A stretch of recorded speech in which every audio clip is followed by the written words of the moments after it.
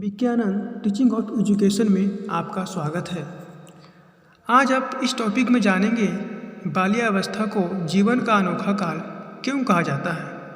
साथ में ये भी जानेंगे बाल्यावस्था को जीवन का अनोखा काल किसने कहा और इसकी विशेषता भी जानेंगे इस टॉपिक में। इसलिए आप अंत तक बने रहेंगे। आज मैं एक मोटिवेशन के साथ शुरुआत करता हूँ। आज रास्ता बना लिया है तो कल मंजिल भी मिल जाएगी।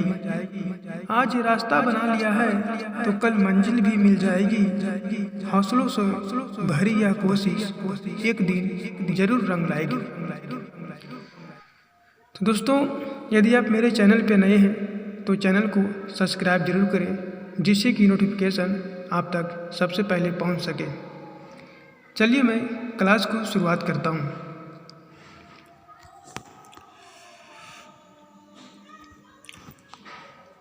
पहले हम जानेंगे बाल्यावस्था का इंट्रोडक्शन। बाल्यावस्था का काल 6 से 12 वर्ष तक माना गया है। शायद आप लोग भी जानते होंगे। बाल्यावस्था का काल 6 से 12 वर्ष तक माना गया है। मनोवैज्ञानिक ने इसे 2 भागों में बांटा है।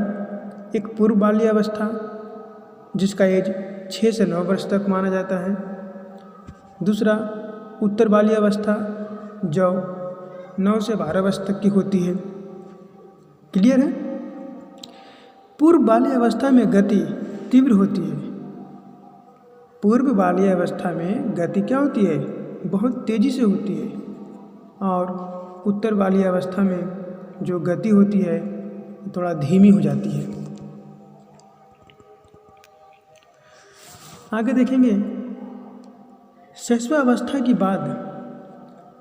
शैशवावस्था के बाद मतलब 0 से 6 वर्ष होती है, उसके बाद शैशवावस्था के बाद बाल्यावस्था प्रारंभ हो जाती है। शैशवावस्था और किशोरावस्था के मध्य के काल को बाल काल कहा जाता है। बाल काल किस काल को कहा जाता है? शैशवावस्था और किशोरावस्था के जो बीच का काल होता है उस काल को बाल काल कहा जाता है। आगे देखेंगे बाल्यावस्था में शारीरिक विकास। आखिर ये बाल्यावस्था में शारीरिक विकास में क्या क्या परिवर्तन होता है, आप ये भी जानेंगे। पहला पॉइंट है आकार और भार की बात करते हैं। बाल्यावस्था में वृद्धि मंद हो जाती है। जो वृद्धि होती है वो क्या होती है? धीमा पड़ जाती है। बालक का कद 56 इंच एवं भार 85 पाउंड हो जाता है। आगे देखेंगे शारीरिक अनुपात। अब शारीरिक अनुपात किस रेशियो में बढ़ता है ये भी जानेंगे। बालक के शरीर में शरीर एवं धड़ का अनुपात 1:4 से बढ़कर 1:8 हो जाता है।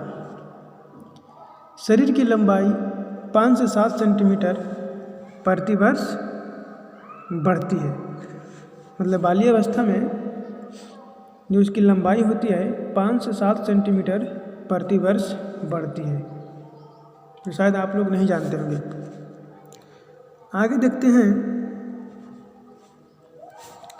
नेक्स्ट पॉइंट की ओर। अब बात करते हैं दांत की। दांत किस प्रकार से बढ़ता है?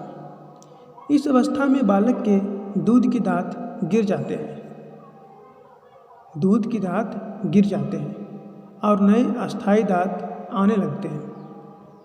बाल्यावस्था के अंत तक 28 दांत होती है। 28 दांत से ज़्यादा नहीं होती है, कम होती है बट ज़्यादा नहीं होती है। आगे देखेंगे हड्डी और मांसपेशी।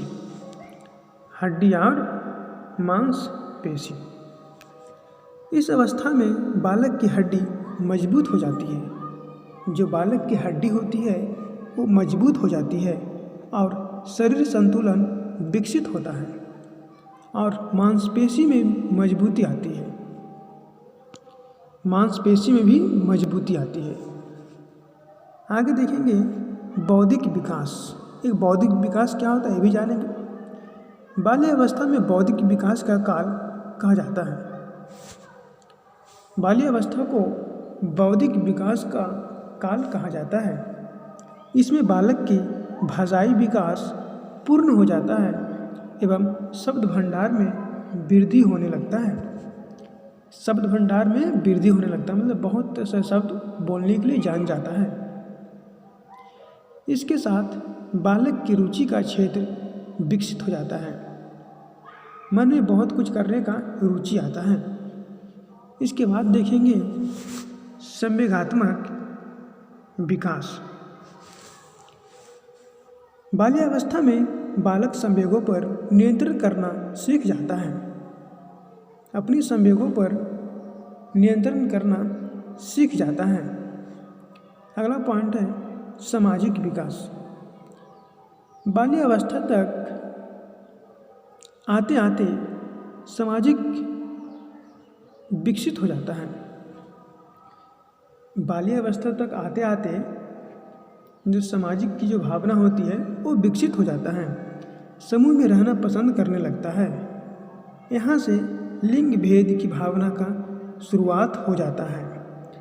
अगर कोई प्रश्न पूछे आपसे कि बालक की अवस्था में लिंग भेद की भावना की शुरुआत कब से हो जाती है तो आप बताएंगे बाल्यावस्था में। आगे देखेंगे अगला पॉइंट है इसमें बाल्यावस्था की हम अब विशेषता की बात करते हैं कि बाल्यावस्था में विशेषता क्या क्या होती है। पहला विशेषता है बाल्यावस्था को आत्मनिर्भरता का काल कहा जाता है। जब बाल्यावस्था में बालक पहुंचता है तो वहाँ से वह आत्मनिर्भर रहना पसंद करता है। सेकेंड पॉइंट है बाल्यावस्था में विकास की गति धीमी हो जाती है। जो विकास की गति होती है वो धीमी हो जाती है। बाल्यावस्था में भावनाओं का विकास हो जाता है। किसी के प्रति सोचना समझना भावनाओं का विकास हो जाता है। बाल्यावस्था में बालक समूह की ओर विकसित होने लगता है। समूह में खेलना पसंद करता है। समूह में खेलना पसंद करता है। मानसिक रूप से बाल्यावस्था अधिक परिपक्व अवस्था है। इस अवस्था में बालक मैच्योर की अवस्था में हो जाती है।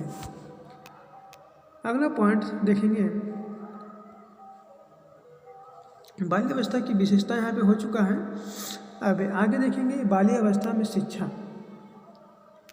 बाल्यावस्था में शिक्षा किस किस रूप में ग्रहण करता है, क्योंकि आप जानते होंगे बाल्यावस्था को खिलौने की अवस्था कहा जाता है।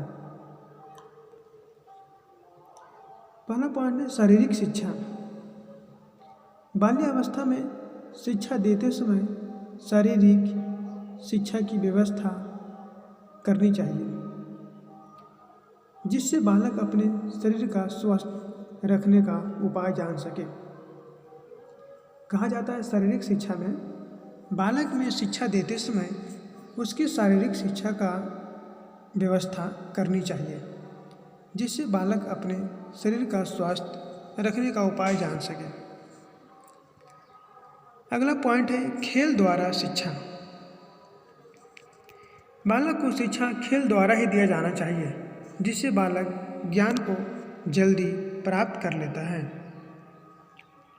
इसको बोलता है खेल विधि। आगे जानेंगे भाषाई विकास। ये भाषाई विकास क्या होता है इसके बारे में जानेंगे। शिक्षक को बालक की भाषा की विकास इस प्रकार करना चाहिए जिससे कि बालक अपने विचारों का अभिव्यक्ति में सक्षम हो सके। व्यक्ति के व्यक्तित्व का पहचान उसकी भाषा द्वारा ही होता है। यदि आप किसी आदमी के पास आप जाते हैं तो आप उनके साथ कैसा व्यवहार करते हैं, किस तरह से उनके साथ आप बातें करते हैं, वो आपको आपके लैंग्वेज के दृष्टि से वो आपको समझ लेगा किसके पास कितना नॉलेज है। इसलिए कहा जाता है जो बालक की व्यक्तित्व का पहचान उसकी भाषा द्वारा ही हो जाता है। आगे देखेंगे जिज्ञासा की प्रवृत्ति। जिज्ञासा की प्रवृत्ति। बालक में जिज्ञासा प्रवृत्ति काफ़ी प्रबल होती है, मतलब मजबूत होती है। वह प्रत्येक वस्तु के बारे में जानकारी प्राप्त करना चाहता है। जो भी वस्तु उसके संपर्क में आता है उसके बारे में वो जानना चाहता है। अगला पॉइंट है नैतिक शिक्षा। शिक्षा देते समय बालक की नैतिक शिक्षा भी दी जानी चाहिए ताकि बालक का व्यक्तित्व गुणों से परिपूर्ण हो, गुणों से परिपूर्ण हो। तो मैं उम्मीद करता हूँ कि आपको ये टॉपिक समझ में आ चुका होगा। यदि आप टेलीग्राम पे जुड़ते हैं तो आपको इसका PDF भी मिल जाएगी जिससे आप आसानी से रीड कर सकते हैं। Thank you. जय हिंद, जय भारत।